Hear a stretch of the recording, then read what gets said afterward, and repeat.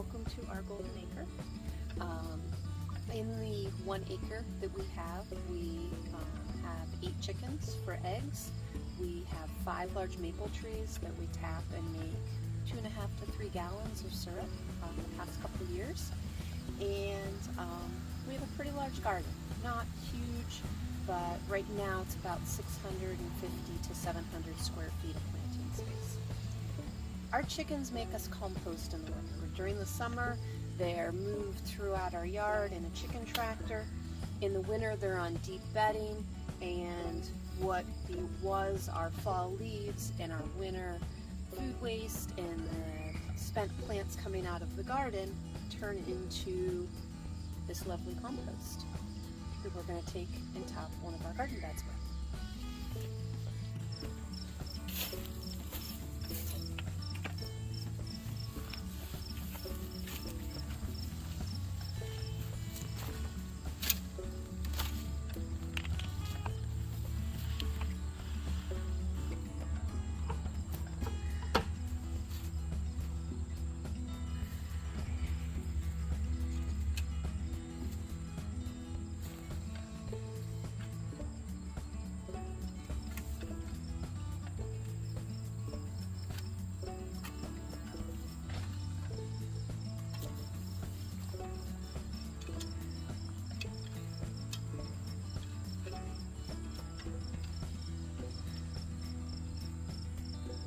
This space had been black beans as of last night, and last night I cut them and hung them in their under covered space drying for later meals.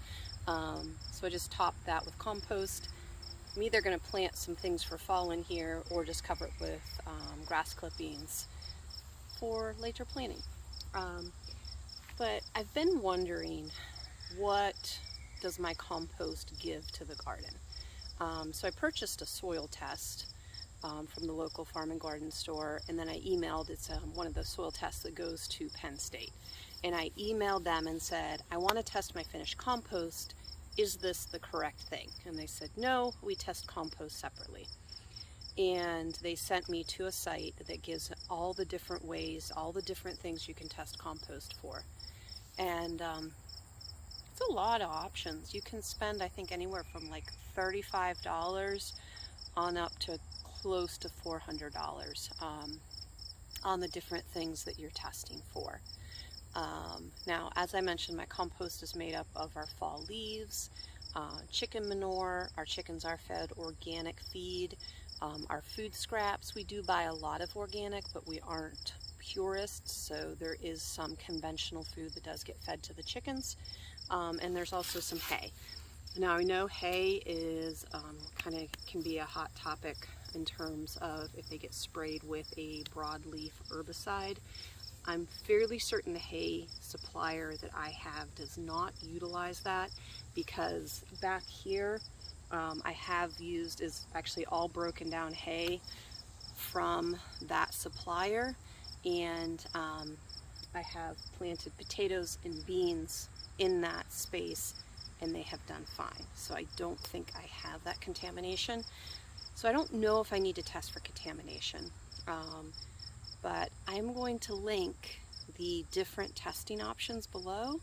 And one, if you're just interested in to know what different things you can test for, but then I'm also curious, those experts out there in composting or soil chemistry and that kind of thing, what should I test for? I'm curious what y'all think out there.